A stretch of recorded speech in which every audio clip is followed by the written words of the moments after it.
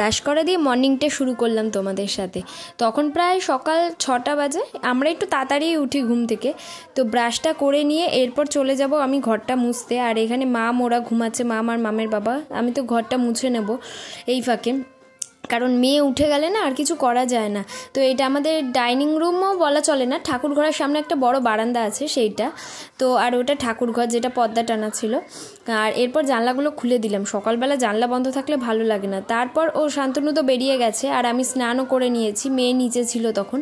স্নান করে এবার আমি ঠাকুর পুজোটা দিয়ে নেব। এই যে এটা আমাদের ঠাকুর ঘর, তো ঠাকুর পুজোটা দিয়ে নিয়েছি। আর এইটা প্রায় সকাল 10টা 11টা এই সময়টা হবে।